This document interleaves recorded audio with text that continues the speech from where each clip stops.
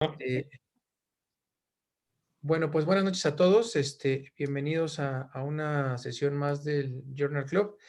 El día de hoy vamos a hablar de un tema que, bueno, pues parecería, eh, pues a lo mejor lejano en algún momento, ¿no? Cuando hablamos de mínima invasión y ese tipo de situaciones, en cirugía cardíaca. Pero creo que hoy es una realidad, sobre todo en adultos, pero creo que el paciente pediátrico ha ido ganando mucho terreno y creo que esta técnica en particular es la que más se ha podido reproducir en muchos centros y hay demasiados, pues ya artículos en donde describen mini toracotomías o abordajes axilares para el cierre de algunos defectos, sobre todo aquellos defectos que probablemente puedan tener este, bueno, ser un poquito con un abordaje más sencillo, como son los defectos interventriculares, interauriculares, algunas conexiones parciales, etcétera. Gus, me da mucho gusto que el día de hoy presentaras este tema. Yo lo tenía ya ahí en el radar durante mucho tiempo, me lo ganaste, pero bueno, seguro lo presentarás de la mejor manera y con mucho éxito. Te dejo la palabra, Gus, y muchas gracias, amigo. Gracias, buenas noches a todos. Voy a compartir la pantalla. Okay.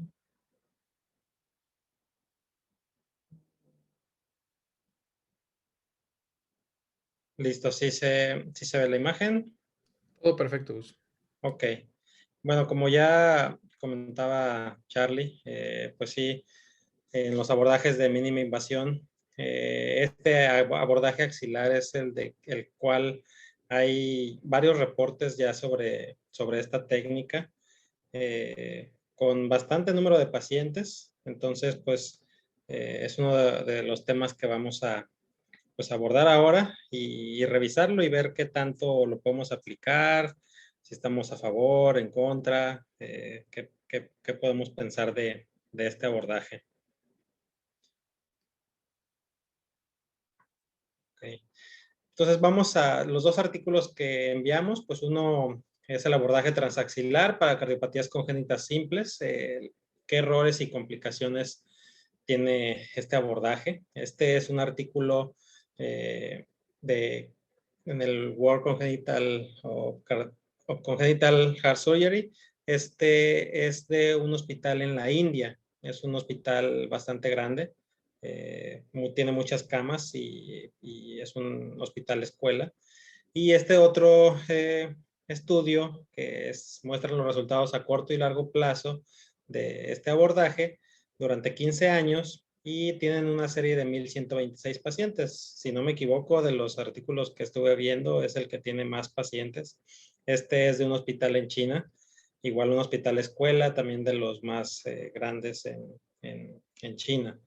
Entonces, pues bueno, sabemos que el tratamiento de las lesiones simples de las cardiopatías congénitas actualmente, pues en todas partes del mundo es que nos va muy bien, tenemos muy buenos resultados, ya sea por vía, por cateterismo o por cirugía, realmente son buenos los resultados. Entonces, pues ya con esto se han desarrollado procedimientos de mínima invasión. Se ha realizado estudios con toracotomías posterolaterales, toracotomías inframamarias, horizontales, mini esternotomías, este abordaje axilar vertical, todos con diferentes manejos, complicaciones, y el que más ha persistido es este axilar, la toracotomía axilar vertical. Aquí en ¿qué ventajas aparentemente tiene? Pues bueno, que en comparación con el abordaje inframamario, pues no nos metemos nada con la glándula mamaria, entonces no vamos a tener problemas de asimetría más adelante. En comparación con el abordaje posterolateral, que ahí seccionamos el músculo, pues en este abordaje, en la toracotomía axilar, se preserva el músculo, solamente se dividen las fibras, no hay una sección del músculo como tal, por lo cual va a haber una menor deformidad del tórax y pues la cicatriz va a estar oculta, realmente debajo del brazo no se va a observar y pues son cicatrices de 5 o 6 centímetros, como los artículos refieren. Aunque esta técnica sí se utiliza en algunos centros, realmente todavía es poco aceptada, debido a que pues la técnica, al parecer al inicio sí puede ser algo complicada, muy minuciosa. Entonces sí es algo que todavía está en veremos de qué tanto se acepta. Y pues bueno, casi nadie en los estudios describe las dificultades que llegan a tener los pacientes. En estos dos estudios, pues bueno, en el primero revisan la seguridad y la viabilidad de este abordaje en las cardiopatías simples. Quieren identificar qué desafíos técnicos conlleva el procedimiento y también prevenir las complicaciones. En el estudio de la India, básicamente se dan el tratamiento a comunicación interauricular, ya sea tipo ostium secundum, seno venoso superior, eh, o con acompañada de conexión anómala parcial de venas pulmonares o CIA a seno coronario, conexión hemianómala parcial de venas pulmonares. Por ahí describen un canal AB parcial que también trataron. Y en el otro estudio, en el de China, que también igual es un estudio retrospectivo igual que el de la India, y en este solamente están reportando la experiencia que ellos tienen con la técnica, no dan más datos, solamente es un estudio descriptivo aquí. Ellos pues ya se han hecho varios procedimientos, CIAs, CIBs y cirugías valvulares son lo que más han hecho también en pacientes de todas las edades, niños y adultos los que han metido a cirugía.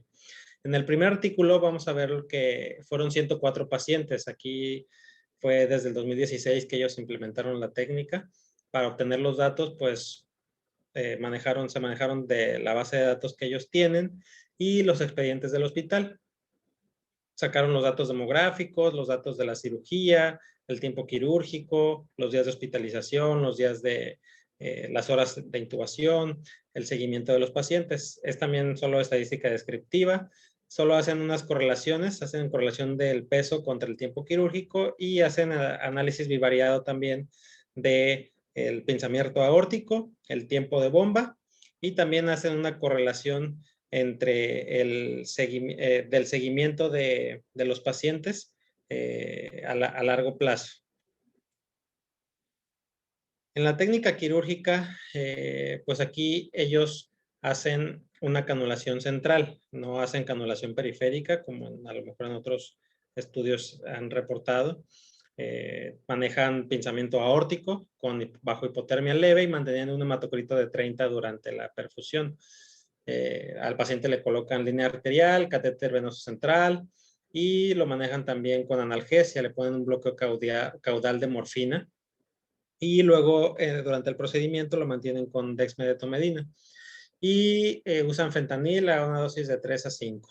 El paciente lo colocan a 80 grados, le dejan un bulto en el tórax para abrir los espacios intercostales. Está en decúbito lateral izquierdo.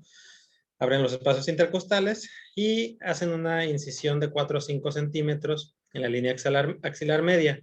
Previo a esto, ellos marcan las líneas axilares anterior, posterior y la media y marcan el cuarto espacio intercostal. Y también marcan el sitio donde quieren también sacar los drenajes del paciente. Ellos dentro del aprendizaje que tuvieron en casos de neumotórax que se abriera la pleura izquierda, pues decidieron fijar un estetoscopio en el tórax del lado izquierdo para estar auscultando al paciente y ver que no haya algo ahí extraño, que tengan un neumotórax y que no se hayan dado cuenta. Entonces fijan este estetoscopio ahí. Ya en el abordaje, pues hacen la incisión de 4 o 5 centímetros, dividen las fibras del serrato anterior en el cuarto espacio intercostal y cubren el pulmón con una gasa, esto para evitar lesionarlo, una gasa húmeda.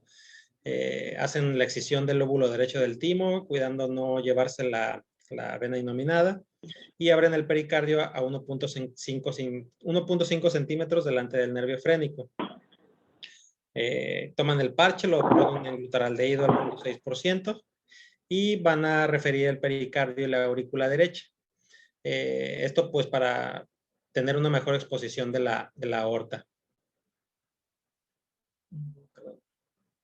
Después de haber fijado esto, pues también colocan unas sedas a nivel de la aorta, a cada lado de la aorta en el pericardio, para levantarla y tener una mejor exposición de ella. Rodean la aorta con una seda y van a hacer una canulación. Ponen ellos que colocan doble jareta y usan una Satinsky para poder canular. Para evitar complicaciones en la canulación de la aorta, también ellos utilizan otro clamp de manera lateral, guiándose con la línea arterial para no ocluirlo tanto. De esta manera pueden fijar la aorta de una mejor manera y que no tengan complicaciones en la canulación. La canulación de la vena cava superior la hacen con una cánula angulada, lo hacen a nivel alto en la vena cava para tener espacio para la corrección. La cava inferior, esta la canulan antes de empezar la bomba. En caso de que la cánula sea pequeña, puede salir por uno de los orificios de drenaje, porque si la cánula es muy grande, pues el túnel subcutáneo va a ser muy grande y tiene más riesgo de desarrollar neumotórax. Usan dióxido de carbono en la cavidad y cuando pinzan la aorta se guían con la seda, dirigiéndola hacia arriba para evitar ahí una oclusión en las coronarias. Y pues bueno, hacen la corrección de la lesión que tenga el paciente. Al terminar, ventean las cavidades, checan que no haya quedado aire en las cavidades antes de despinzar y pues terminan la circulación extracorpórea. Dejan drenajes en el pericardio y en la pleura. El de pericardio lo fijan ahí a la cara diafragmática. Y ponen analgesia, ponen bupivacaína intercostal y le dejan dexmetomedina hasta retirar los drenajes. Cuando se extiende del segundo o tercer día, aquí solo lo manejan con paracetamol y las suturas de la cirugía la quitan a los 7 días. Ellos lo hacen así porque los pacientes, por la condición de los pacientes, prefieren darlos de alta ya sin suturas. Aquí en esta imagen se ve cómo hacen la corrección de una sella senovenosa superior con drenaje parcial anómalo. Aquí vemos el drenaje de las venas del lado derecho, drenando en la cava. Entonces colocan un parche, primero desviando el flujo de esas venas pulmonares hacia la aurícula izquierda y luego ya después encima colocan otro parche de pericardio en la vena cava superior y la aurícula para que ya quede el flujo bien de la cava superior. Ahí va, como vemos, hay varios estudios que usan esta técnica. Este es un video de otra técnica que también hacen aquí. Este doctor en Mississippi, creo que estaba después en Nueva York. Hacen abordaje de la técnica en varias patologías, hasta canal AB parcial, CIBs. Entonces, sí es un abordaje que se puede utilizar en varias patologías. Aquí ellos igual, similar, hacen un marcaje del área quirúrgica, como pueden ver aquí. Hacen su marcaje y realizan igual la incisión en la línea axilar media. Como podemos ver aquí, ahí separaron un poquito el dorsal ancho, lo separan y después solo hacen una división del serrato anterior. Aquí ya separaron el dorsal ancho y luego ya en el sitio donde identifican el espacio intercostal, ahí dividen solo las fibras del serrato anterior. Ya las dividen y entran en el espacio intercostal.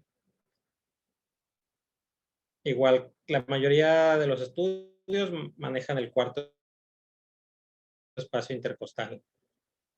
Aquí en esta técnica que ellos utilizan, no realizan resección del timo, solo lo disecan un poco y lo hacen a un lado. De igual manera aquí ellos tampoco se ve que ocupen una gasa húmeda para separar el pulmón. Esto ayuda a disminuir las lesiones que le podamos causar al pulmón al estar manipulando los tejidos. fijan aquí el pericardio, aquí lo abre como en T. Y solo, como les comentaba, solamente separa el timo. Solamente separa el timo.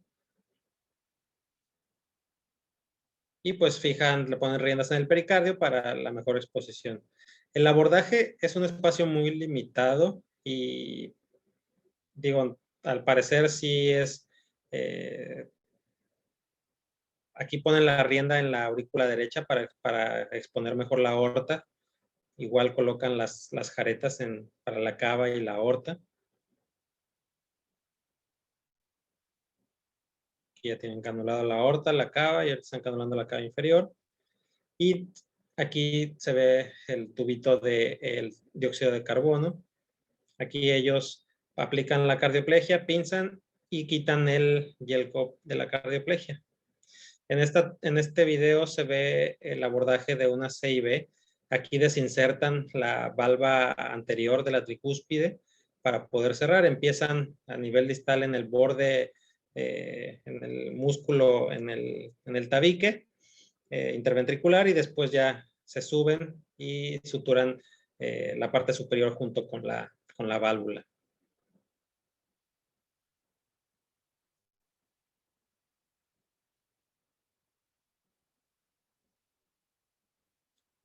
Aquí fijan la tricúspide. Aquí realmente el procedimiento casi lo hace solo el cirujano sin ayuda de nadie más. El espacio es muy pequeño y si otra par de manos sí siento que estorbarían en este abordaje. Y aquí ya se ve cómo probaron la tricúspide, que quedó aparentemente bien. Y pues bueno, decanulan y ellos comentan que pues bueno, es poca la deformidad torácica que tienen los pacientes. Están poniendo el drenaje.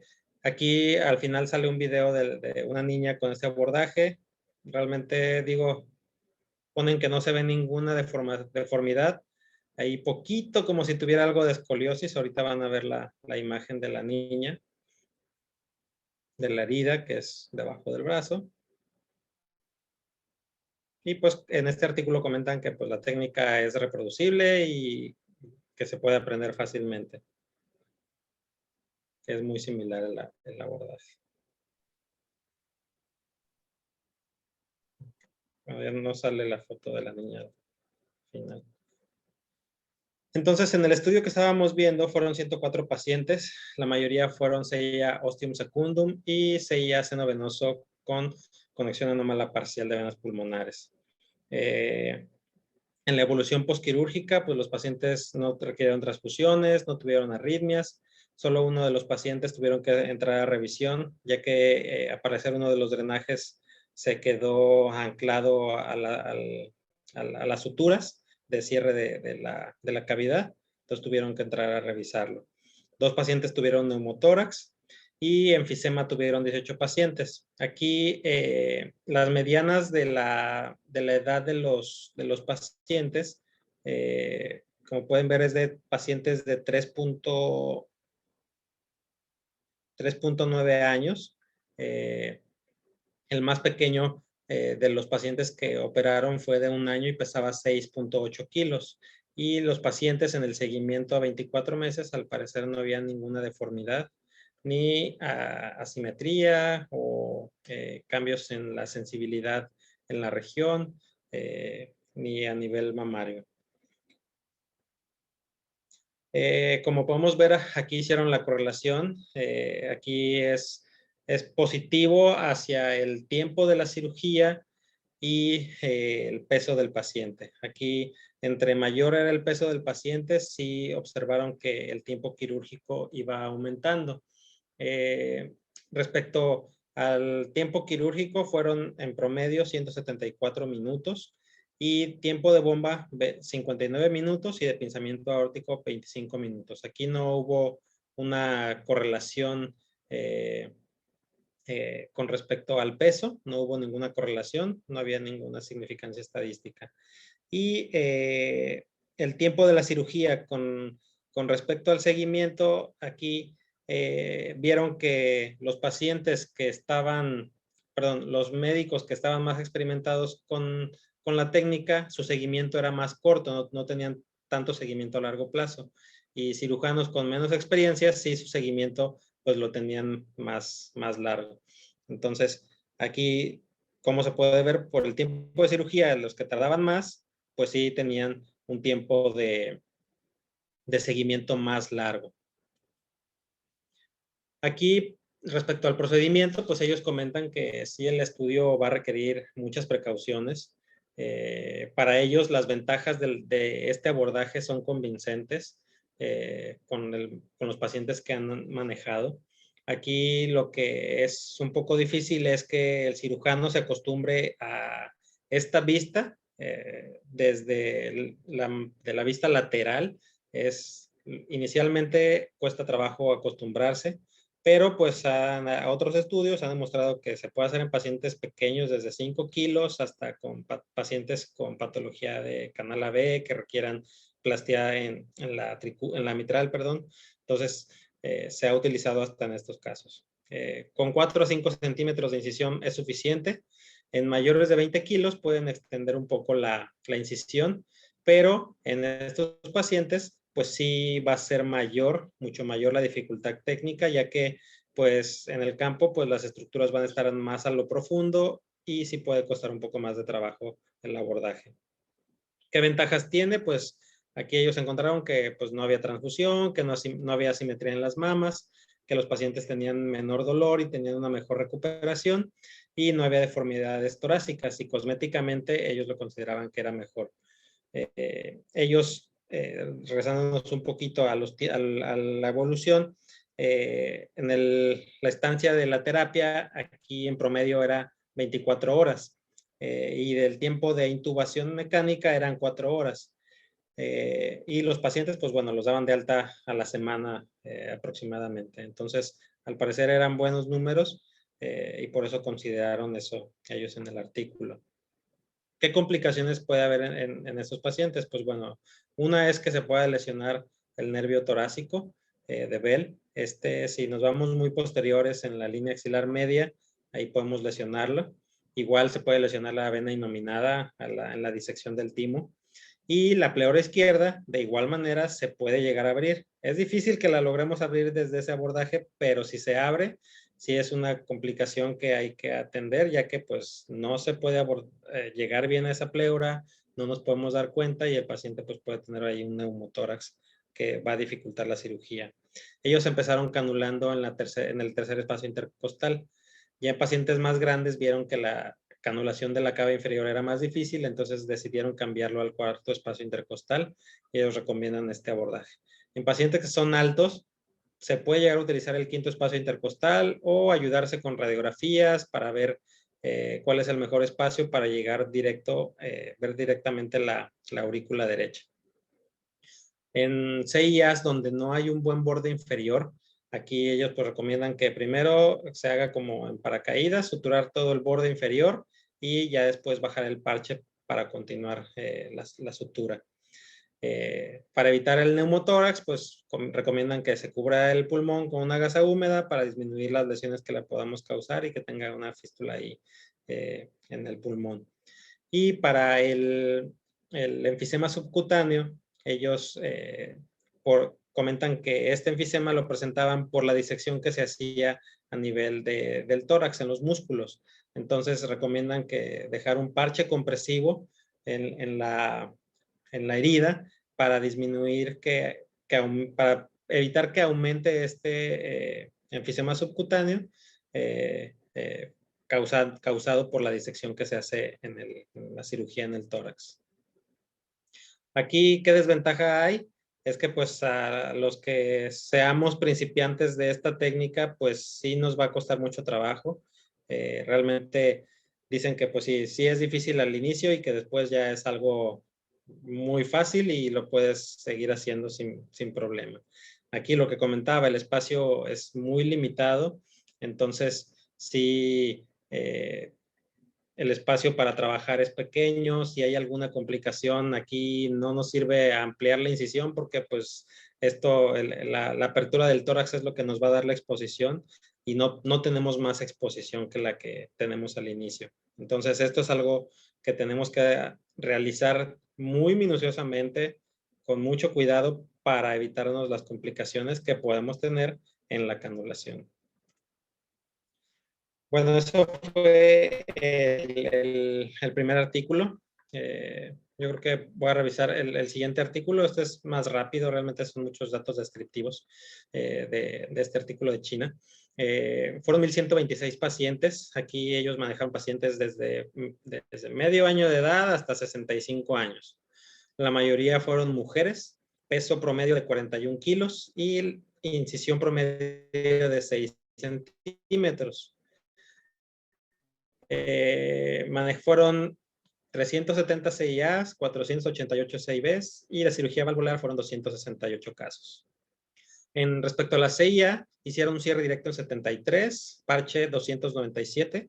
En promedio, el tamaño de la CIA era de 2.6 centímetros. La incisión que utilizaron más frecuentemente en estos pacientes fue de 4.4 centímetros, pero iba de 3.9 a 5.2. De CIBs, igual hicieron cierres directos también y también con parche en cuanto a 432 casos. Aquí su incisión sí fue un poquito más grande, de 5.6 centímetros el promedio, que iba de 4.9 hasta 7.2. Y aparentemente en el eco transesofágico los pacientes no tenían insuficiencia aórtica cuando estaban haciendo la corrección en el quirófano. Y los de cirugía valvular, la mayoría fueron por fiebre reumática, lesiones de fiebre reumática, 98.5%. Aquí la incisión también fue más grande, de 7.3 centímetros. Aquí hicieron reparaciones en una válvula, en dos, en tres, hubo recambios con válvulas biológicas, válvulas mecánicas, sí fue muy variado el caso. Varios pacientes transfundieron en CIA 37, en CIB 47 y en la cirugía valvular 88. Aquí ellos metieron a los pacientes que metieron a cirugía de enero del 2001 a diciembre del 2015, es el tiempo que han implementado esta técnica. Ellos ya han tenido varios artículos previos donde describen un poco más detallada la técnica, pero básicamente es el mismo procedimiento. De igual manera, ellos es anestesia general, la intubación la manejan con una cánula de doble lumen y colocan el eco transesofágico. La incisión la hacen en la línea axilar media del segundo o tercer espacio intercostal al quinto espacio intercostal. Aquí dentro de sus casos tuvieron una CIB subpulmonar que pudieron lograr hacer un abordaje en el ventrículo derecho, en el tracto de salida. Hicieron ahí una ventriculotomía de 2 o 3 centímetros para poder cerrar esta CIB. Aquí vemos las variables de los pacientes. Aquí podemos ver que fueron, bueno, los 370 casos. Aquí se observa que tuvieron los pacientes en el abordaje para la reparación, la hicieron con pensamiento aórtico y con el corazón latiendo. Como podemos ver, en ambas patologías, en CIB y CIA, podemos ver que el procedimiento a corazón latiendo duró más que en el corazón con el pinzamiento aórtico. Obviamente, pues sí cuesta más trabajo estar dando los puntos en el corazón latiendo. El pinzamiento aórtico podemos ver que fue muy similar al otro estudio, 23-24 minutos en promedio. Y aquí igual, tanto en la estancia posoperatoria, en la terapia, como en el hospital en total, y la ventilación mecánica fueron muy similares que al otro artículo. En estos pacientes también hicieron procedimientos adicionales. Tenían un defecto, un canal AB parcial, hicieron ahí el cierre, reparación de la válvula mitral, también una plastía en la tricúspide, también hicieron esos procedimientos en estos pacientes.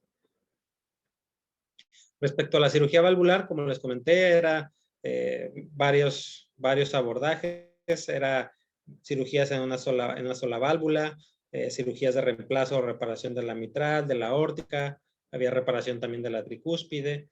En estos pacientes, igual, los tiempos de estancia en terapia Aquí sí fueron un poquito más largos, 4 días, y la estancia hospitalaria de 11. Y igual la ventilación mecánica también fue mayor, fue de 11 horas aproximadamente.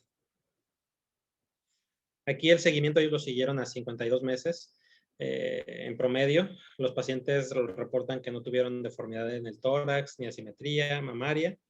Y en los resultados que ellos refieren a corto plazo, respecto a la CIA, tuvieron 7 complicaciones. No hubo ningún defecto residual, solamente tuvieron 3 reparaciones por sangrado, otro paciente que tuvo complicación en la herida y tuvieron 3 eventos de arritmia sinusal y en la CIB fueron solamente 6 complicaciones. Sí tuvieron 4 defectos residuales que en el seguimiento ya solo que 2 se cerró por completo, ya no hubo defecto residual. Tuvieron una reparación por sangrado y de igual manera una complicación en la herida. Y en la cirugía valvular sí tuvieron un poquito más de morbilidad, fueron 23 pacientes, una por reparación por sangrado, otra por complicación en la herida, y lo que más tuvieron fue fibrilación auricular, sí tuvieron ese problema ahí. Respecto a mortalidad, solo hubo mortalidades tardías. Fueron 3 pacientes de CIB y 7 pacientes con procedimientos valvulares. De estos pacientes, solo 2 de las defunciones fueron por causas no cardíacas. Todas las demás sí fue por problema cardíaco. De los no cardíacos solo fueron valvulares. Las CIBs fueron por problema cardíaco. No describen bien qué problema. Habría que ver qué fue lo que pasó. En ellos, pues en su discusión, ellos dicen que, pues bueno, están convencidos igual de la técnica. Ellos dicen que, pues bueno, se disminuye el daño, que no hay, no tocan la glándula mamaria, no hacen sección muscular, solo separan las fibras. Que el desarrollo va a ser simétrico del tórax, que los pacientes no necesitan una canulación periférica y es menor entonces el daño en esta técnica. Ellos comentan que es fácil de aprender y aplicarla. Ya aprendiéndola, aplicarla puede ser más fácil e incluso cambiar y hacer procedimientos un poquito más complicados, pero después de tener experiencia. Refieren que pues el abordaje es muy similar a la esternotomía media, solamente que las estructuras se ven de manera más lateral. Se va a ver de manera directa la aurícula derecha y las válvulas.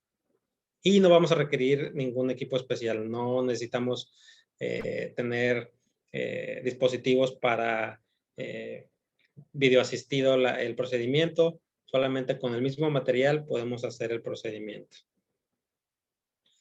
Aquí, como pudieron ver, ellos refieren que hacían las reparaciones sin el pinzamiento aórtico, que sí tardaban más tiempo el paciente en la reparación, en el tiempo de bomba.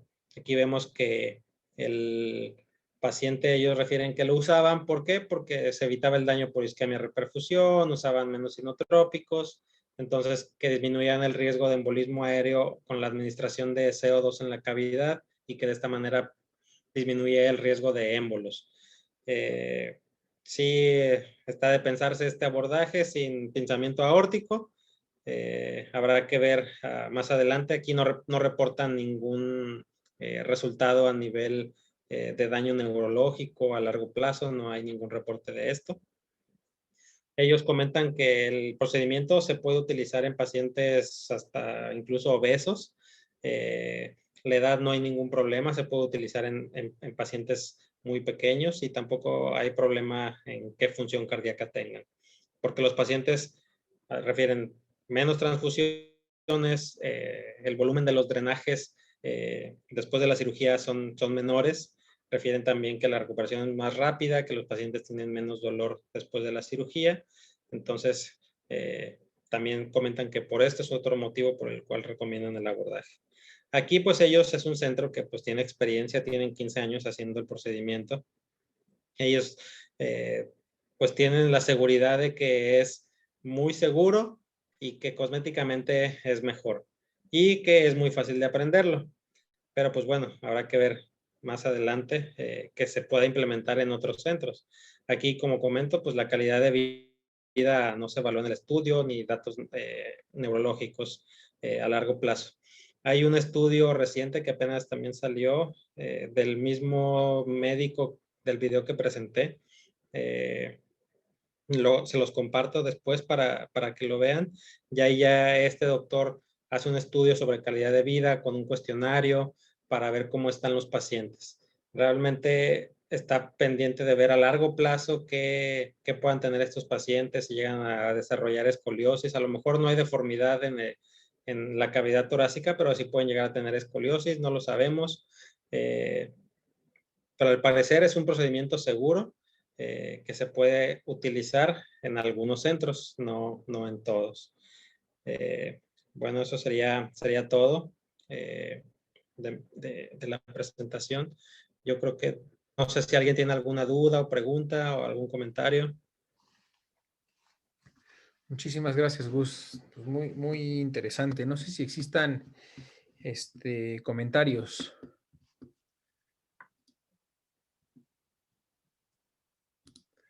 Bueno, pues yo digo, comentar que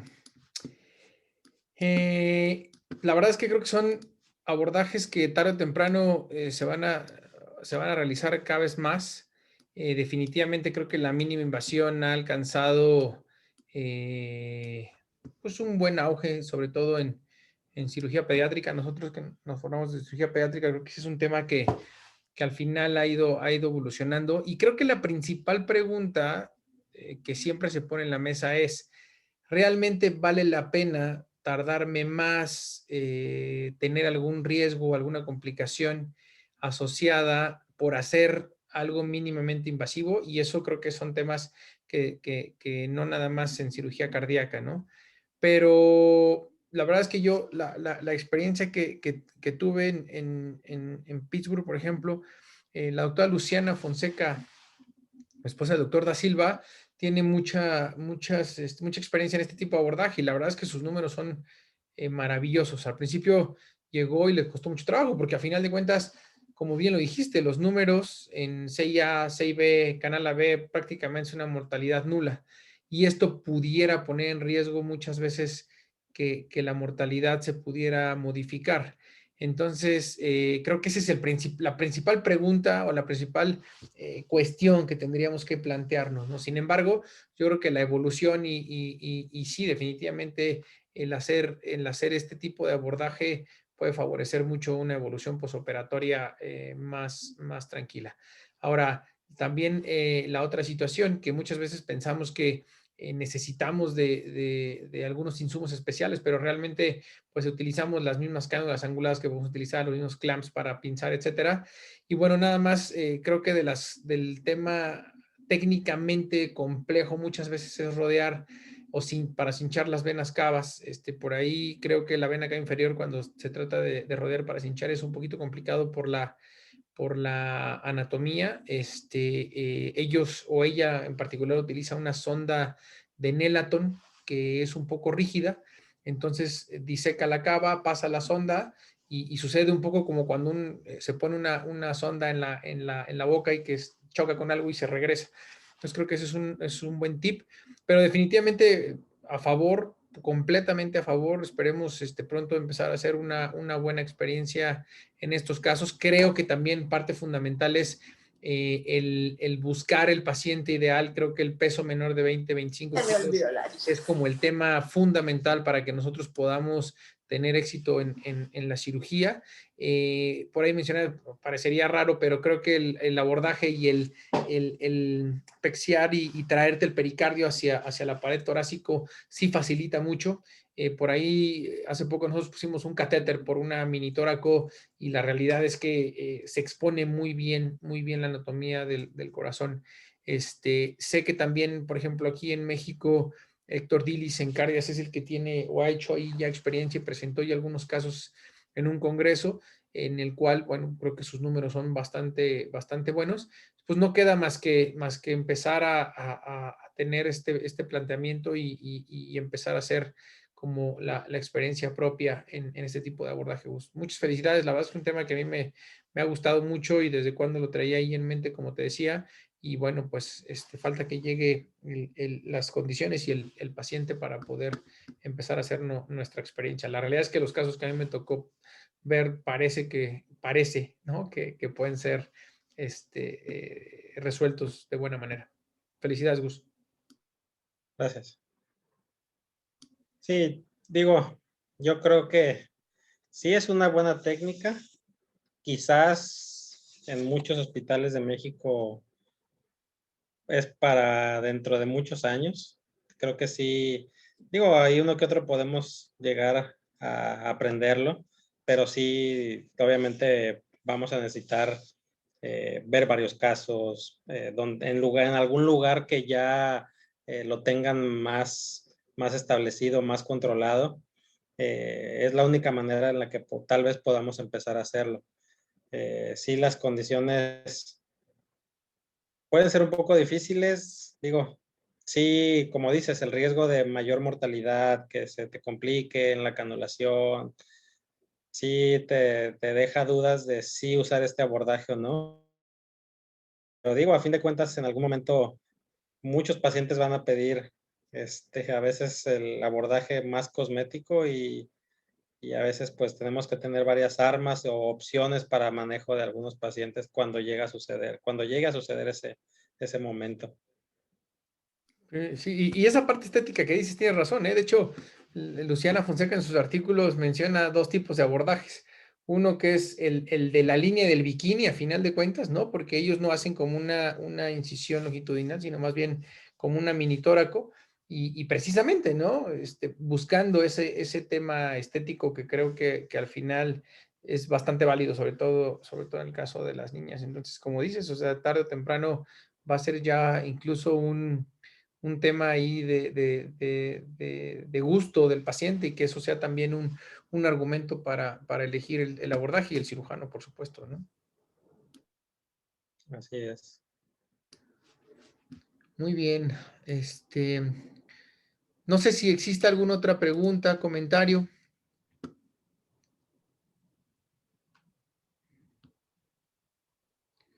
Creo que sí es un tema muy quirúrgico. Hoy todos están más Sí, apáticos. hoy Pero fue bueno, muy Edgar, quirúrgico. Edgar No, bueno, por oye, ahí te sí, manda a saludar, Gus, y pregunta qué tan difícil o de qué manera controlas un sangrado mediante esta técnica.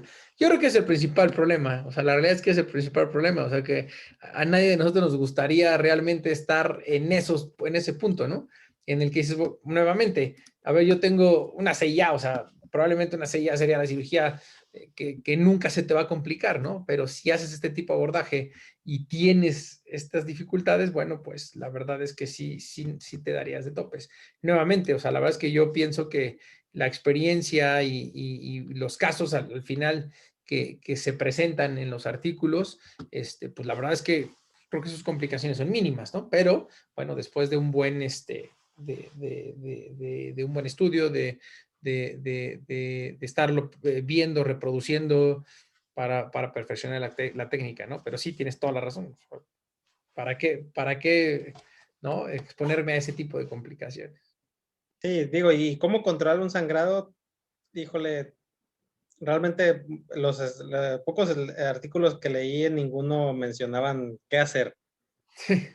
O sea, incluso en un abordaje por estenotomía de cualquier procedimiento, pues digo, cuando te llega a suceder algún sangrado, pues tienes que resolverlo. ¿Cómo? Tienes tus pinzas, tienes tus suturas y es con lo que sabes hacer. Con lo que aprendiste a hacer bien, pues tratas de limitar el daño que llega a pasar si hay en un sangrado. Si nadie describe cómo hacerlo, realmente ahí es la experiencia, la exposición a los casos lo que te va a decir, por aquí puedo controlar en caso de algún problema, pero sí es difícil saber qué hacer. Sí, como dices, la verdad es que nadie reporta como complicación, alguna conversión, porque al final del día esa podría ser una alternativa, ¿no? Bueno, le doy la vuelta, hago una esternotomía y probablemente pudiera llegar a controlarlo. La verdad es que nuevamente creo que ese tema sí es difícil de manejar. Es difícil de manejarse, ¿no? Roger por ahí comenta que el Glenn y el Fontan se pueden realizar. Pues, la verdad es que técnicamente, ¿cuántas veces hemos hecho un Blaylock de urgencia en un paciente que de repente te encuentras una buena rama y te encuentras la cava y dices, híjole, en lugar de hacerle un Blaylock, ¿por qué no le hago el Glenn por aquí, no? La realidad es que yo creo que ese sí sería un procedimiento que pudiera funcionar. El Fontan no sé, Roger, la verdad es que ahí sí, por ejemplo, en el reoperado me gustaría tener más control. Sebastián, Víctor Paz, nos dice que su abordaje de elección para sellas A-B Glens en menos de 20 kilos recomienda empezar a acostumbrarse con esta manera que se pueden familiarizarse. Sí, o sea, creo que ahí es donde podríamos empezar. Creo que elegir bien a los pacientes y empezar a hacer, como dices, las sellas, creo que ese es el candidato ideal para este tipo de procedimientos, ¿no? Sí, sí, sí. Una que esté de pechito para poder cerrarla. De acuerdo, de acuerdo. Una que deje el hemodinamista. Sí. Oye, bueno, Gus, felicidades. Yo también, Carlos no me dejará mentir que yo soy uno de los que siempre está, y bueno, tú te acuerdas de cuando estabas en el hospital, hay que hacer esto por minimización, hay que tratar de hacer las incisiones más pequeñas, hay que tratar de no entrar a bomba, y siempre a la mera hora, pues depende del que esté operando y todo. Yo me acuerdo mucho que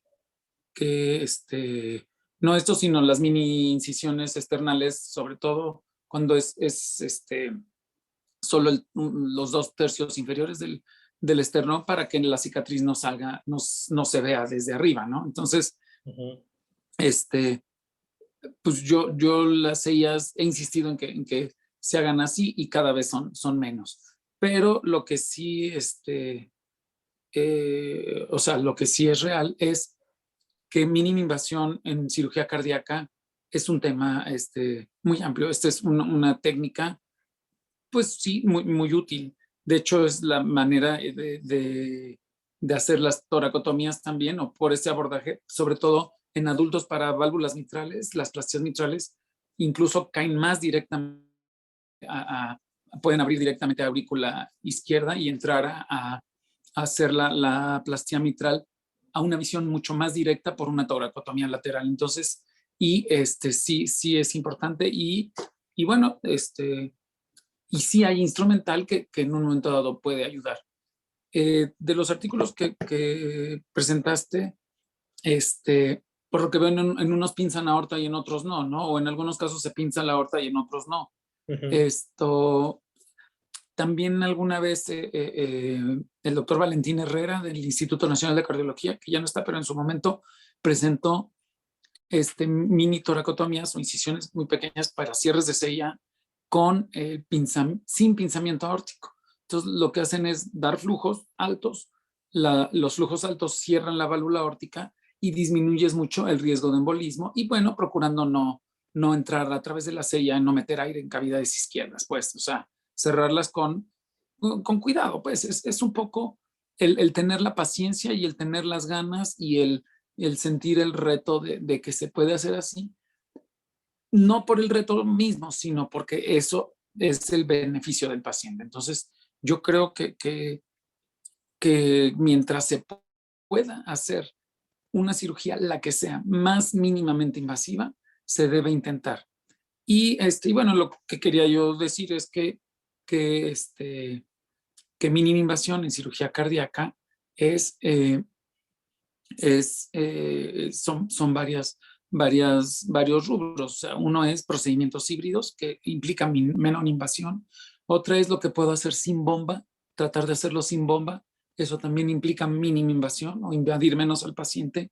Obviamente incisiones más pequeñas y abordajes más estéticos como también es una mínima invasión. Y, y todo lo que podamos hacer ayudados por asistencia de video, que no es el caso, pero también todo lo que se puede hacer video asistida se considera mínima invasión. Entonces, creo que no implica, o el tratar de hacer mínima invasión no implica tener a fuerzas equipo especial, como tú dices, ¿no? Entonces, es esta técnica en especial, estas toracotomías así, la verdad es que yo creo que se pueden implementar en cualquier lugar. Y un poco lo que comentaba Carlos, el problema va a ser encontrar los primeros casos, porque por lo menos nosotros en el hospital cada vez operamos menos comunicaciones interauriculares y operamos menos cosas que se podrían abordar desde esta forma, ¿no? Pero no, la verdad es que sí, hay que hacerlo. Y yo creo que digo, o sea, tiene uno que estar seguro, pero o sea, yo creo que o ver uno o ver que alguien, pero pues alguien lo hizo por primera vez, ¿no? A alguien se le ocurrió. Entonces, yo creo que aquí la clave está en que como cirujanos tengamos la capacidad de, si se me presenta una complicación, poder resolverla, ¿no? Lo principal que se menciona es el sangrado. ¿Cómo controlas el sangrado? Bueno, pues si vas con la idea de que tienes que controlar un sangrado, pues controlar, no sé, canular por la ingle, entonces entrar a bomba de urgencia, ampliar la incisión, voltear al paciente, qué sé yo, ¿no? Ir nada más con la estrategia de qué pasa si en un momento dado no puedo yo abordar al paciente de esta forma, ¿no? Y digo, se llena la cavidad, pero pues está abierta la cavidad con dióxido de carbono, entonces el CO2, ¿o en qué momento es donde ponen el ambiente de CO2? Ahí en el artículo que tú presentaste ahorita. Solo ponen la canulita que está administrando el CO2. Me imagino que es durante toda la cirugía. Sí, la verdad es que creo que parte del protocolo en cualquier cirugía que hacen allá es utilizar el CO2 para desplazar el embolismo, o sea, evitar el embolismo nada más. Pero sí lo ponen en todas las cirugías. Sí. Pero ¿en dónde lo ponen? O sea, en la cavidad, Sí, o sea, se fija la sonda a la piel dirigido hacia el mediastino, o sea, hacia la cavidad, Ok. con un flujo constante de CO2.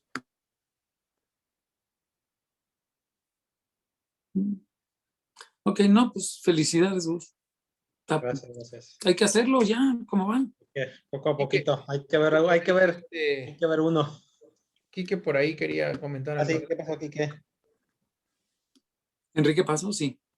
Sí, el punto, por ejemplo, yo ahorita creo que están hablando del CO2, el punto básico es si se va a absorber, en lugar de que se absorba aire, se absorbe CO2, que es súper mucho más difundible y entonces posteriormente se puede eliminar más fácilmente si se absorbe CO2 que si se absorbe aire u oxígeno puro, ¿no? Entonces esa es una de las ventajas de poner en el campo quirúrgico el CO2. Pero ese era un comentario de ahorita que los oí hablar. Pero el otro punto es, he tenido la oportunidad de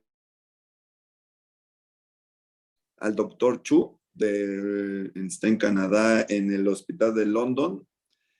Y ya tiene años que en los congresos de anestesia cardíaca, su anestesiólogo, que es el doctor Iván Iglesias, que es un colombiano que trabaja allá, refiere como uno de los mecanismos de asistencia para el cirujano, de este doctor Chu, que es muy innovador porque hacía toracotomía periareolar. Empezó haciéndolo, como dice el doctor Bolio, alguien lo hizo por primera vez y lo hicieron por primera vez en adultos para revascularizaciones y luego se fueron adaptando a los congénitos en CIAs. Y bueno, el punto es que él refiere que parte fundamental de su trabajo es el eco guiado. Entonces, durante el procedimiento, desde el inicio de la cirugía hasta el término de la cirugía, el anestesiólogo lo va guiando en relación al eco transesofágico y cómo va cambiando las estructuras y cómo se va ayudando por las imágenes de eco transesofágicas para poder hacer su cirugía. Entonces tiene una casuística amplia en CIA y en algunas válvulas. Entonces, sí existe, ya tiene un rato que existe y sí es importante, yo lo reconozco, que los anestesiólogos pueden dar más parte en asistir al cirujano en estos aspectos. Digo, podríamos empezar con los cardiólogos que hacen eco transesofágico como asistencia, pero hay guías muy bien marcadas sobre el protocolo que se deben de seguir guiados por el ultrasonido. Okay. Muy bien. Bueno, ahorita que tocas ese punto, Enrique, también en mínima invasión, hay cirugías planeadas para hacerlas tanto a corazón latiendo con mínima invasión, donde entras al corazón y se han desarrollado instrumentos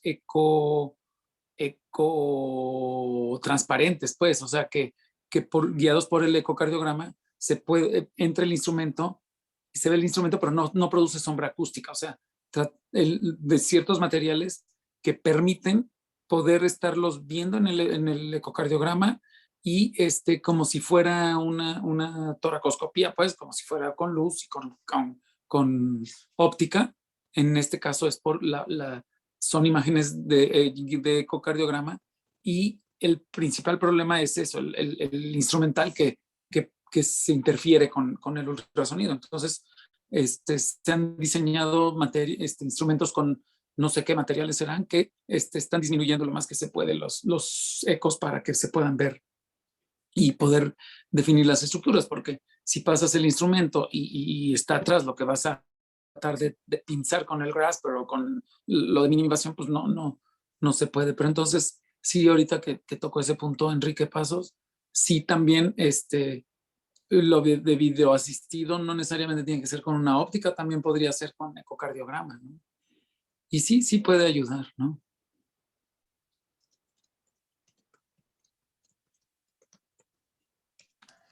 Sí, de acuerdo. Muy bien, no sé si tengamos alguna otra pregunta. Muy bien. Bueno, pues de no ser así, gracias Gus, la verdad, nuevamente, tema que creo que a nosotros en la parte quirúrgica nos pone de buenas y nos gusta mucho. Muchas gracias por esta situación. Y bueno, la próxima semana seguramente el quórum va a ser mayor porque ya sabes cómo son los anestesiólogos. Sí. Se invitan unos a otros para que estén todos conectados. No, un tema bueno. Enrique Pasos va a hablar acerca del uso del ecocardiograma en el posoperatorio o en el transanestésico, más bien dicho. Entonces, por ahí nos va a acompañar Rosenberg de Monterrey y Enrique Pasos. Quique, muchas gracias también por esto. Y bueno, pues a todos, muchísimas gracias por conectarse el día de hoy y nos vemos la próxima semana. Que tengan todos muy buena noche y nos vemos pronto. Hasta luego, buenas noches. Gracias, buena noche. Ale, muchísimas gracias. Por ahí te guardamos tu tema pronto. Buenas noches. Buenas noches. Buenas noches.